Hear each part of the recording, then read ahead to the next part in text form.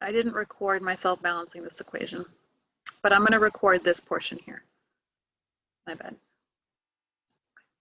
So here is question 5C.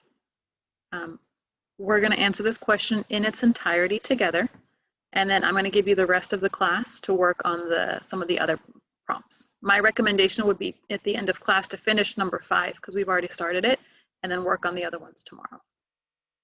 So let's start by analyzing this question and figuring out what we're given and what is unknown. So I'm going to read through this question. How many moles of KNO3 are needed to produce 5 grams of KNO2? Just reading through this, I see KNO3 and KNO2. I know myself. I know that I'm going to get confused with that. So I'm going to have to do a bunch of double checking to make sure I'm looking at the right molecule because they're so similar. KNO3, KNO2, they look really similar. So I'm going to have to make sure that I'm on track and like on top of which molecule I'm talking about. In the chat, please tell me what's my starting value? What am I starting with here?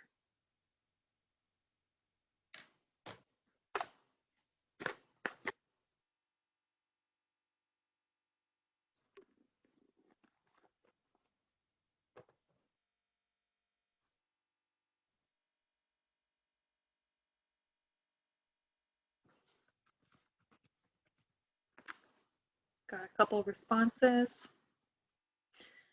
Yeah, let me show you what my starting value is, and then let's talk about how it could possibly be confusing. Right? So my starting value is this number right here, the 5 grams of KNO2. Okay? That's my given information. That's what I'm going to start all of my calculations with. Here is a way that this could be confusing. The KNO2 is in my products.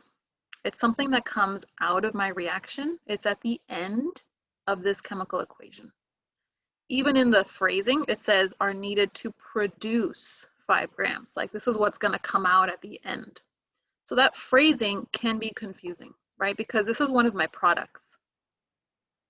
However, when we're doing these calculations, it doesn't matter if I'm starting with a product, if I'm starting with a reactant, the setup is still going to be the same, right? The math doesn't care if the molecule is at the end or the beginning. We're still going to follow the same sequence of steps. So even though this is something that's being produced, right, it's coming out at the end, it's still the information I'm going to start with. It's still my given info that I start all of my calculations with. So I want to acknowledge that because I think that might trip up some people. Some people might see that and get confused. So I want to be very clear, right? Even though this is it's a product that comes out of the reaction, it's still my starting value. It's still my given information because honestly, it's the only number I have. And I'm still going to be able to use this to calculate what I'm looking for. All right, my unknown, right there. How many moles of KNO3? How many? That's my red flag. Boom, boom. That's my unknown. This is what I'm looking for. I'm looking for the number of moles of KNO3. Okay. Let's start thinking about strategy.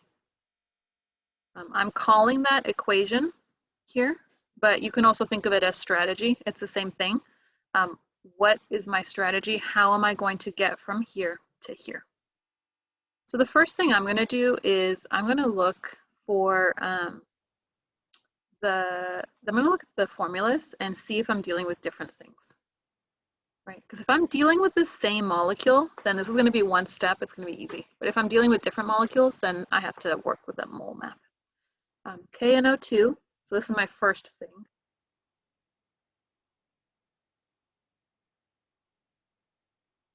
And I'm using that vocabulary of first thing and second thing because that's what's matching on my mole map.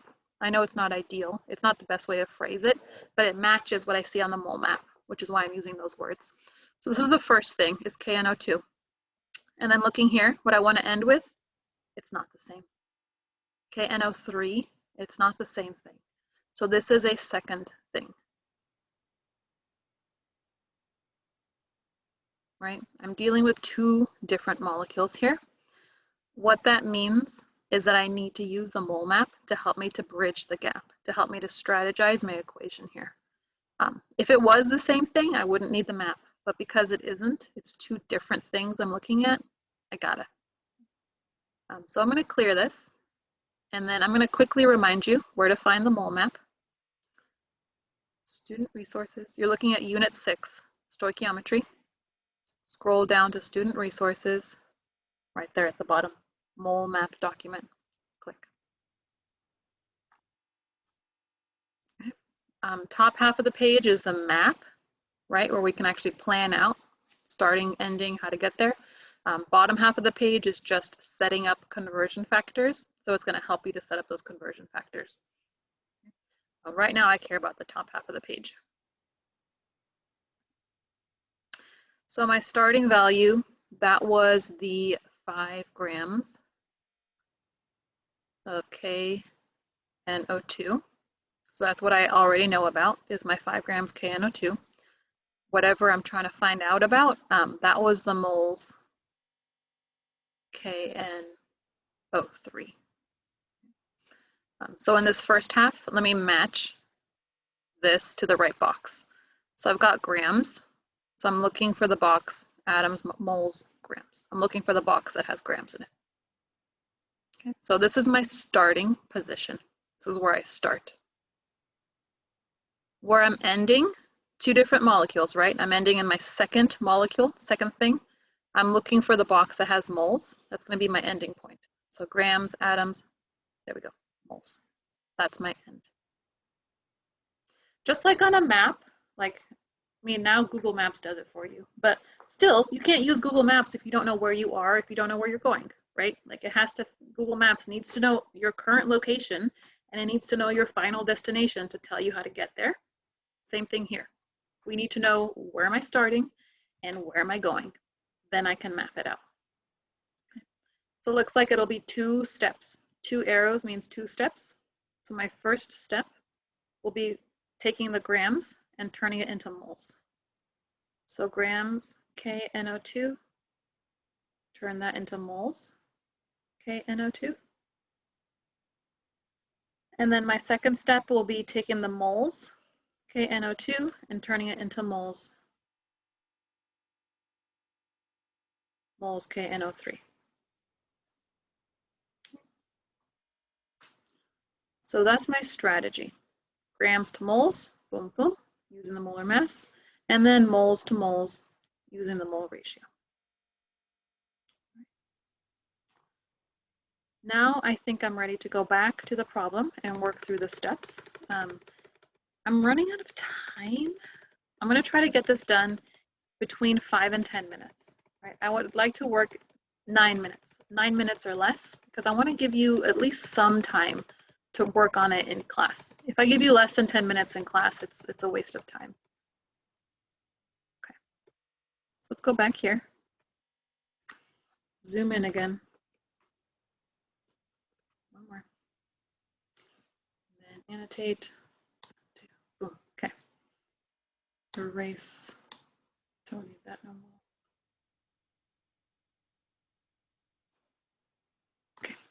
All right. Equation step 1. We're going to take the 5 grams KNO2 and turn it into moles KNO2. And then once I have that moles KNO2, I will turn it into mole KNO3. So you can see that it's really important that I strategize here, because if I don't do the strategy, then I'm stuck. I don't know how to start my equations. I don't know how to start my conversions. I got to do the strategy. All right, let's go through this somewhat quickly. Number 1, my starting value is 5 grams KNO2. I have to write all that out. I can't just say 5 grams. I have to say what the grams is of. I have to say the formula. I want to convert this to moles. So mole KNO2 goes on the top. That's what I want. What I have is grams KNO2. So here I'm looking for the relationship between moles and grams of KNO2. And like the mole map said, if I go real fast to the mole map, that's going to take the molar mass, right? See, grams to moles. I'm going to need to use the molar mass to do that conversion. To find the molar mass, I go check out the periodic table. I add up K plus N plus O plus O. I already did it for you, so I'm going to pull up that number real fast. That number is 85.104.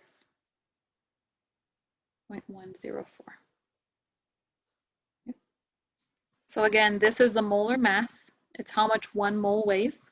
I get this number by going to the periodic table and adding K plus N plus O plus O.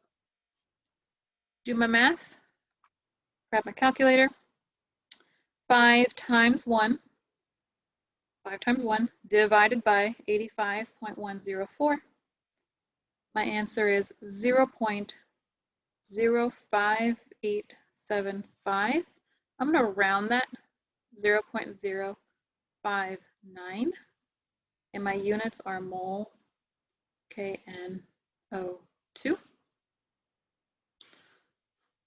Now step 2, I'm going to take that number of moles, KNO2, and convert it to number of moles, KNO3. So it's literally this number becomes my new starting value, 0.059 mole KNO2. Conversion factor. This is when I use the mole ratio. So if I go back to my, sorry, ignore the annotations. Here, I can erase them. I'll bring them back. I just want to show you where I'm getting this from in the mole map. Moles of the first thing to moles of the second thing. I'm going to need to use the mole ratio from the balanced reaction. So this is really helpful. It tells me how, what I need to use to go between these, It's like a little reminder of how to do each conversion. Let's bring back our annotations. Ooh, all my work.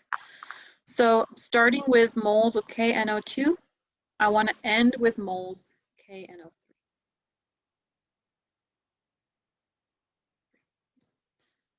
Starting with moles KNO2, which means that goes in the denominator. Moles KNO2. This molar ratio, that's from the balanced chemical equation, right? So to get this ratio between these two numbers of moles, I need to go up here and find the ratio from the balanced equation. So what I'm going to do is I'm going to look for KNO3, and I'm going to figure out what's my coefficient. That's the number I write down here. Then I'm going to look for KNO2. I'm going to look for my coefficient, and that's the number I write down there. Okay. So these numbers come from the balanced equation. In this case here, it's 2 over 2, which is 1. So that's not going to change my number, right? If I take a number and I multiply by 2, divide by 2, I'm going to get the same number. I still get 0.059. But it is important to do this. Even though the number doesn't change, I still have to go through these steps because I am changing the units. And that's critical. That's the whole point here, is to go from units of this to units of that. So 0.059 mole KNO3. So the final answer to this problem is 0.059 mole KNO3. So to get a meeting, you've got to have that answer. You've got to have the units, you've got to have the formula. You need all of this. You also need all of this and all of this, right? So to get a meeting, the bare minimum is to have everything that's on this page right now. You can't get a meeting unless you show all of these individual steps. And I know it's frustrating, and I know it feels like a lot of work, but it's only going to help you, and it'll get faster as you go, right? Okay, I met my goal. You have 12 minutes of class left. In these 12 minutes, I'm going to let you start working, all right?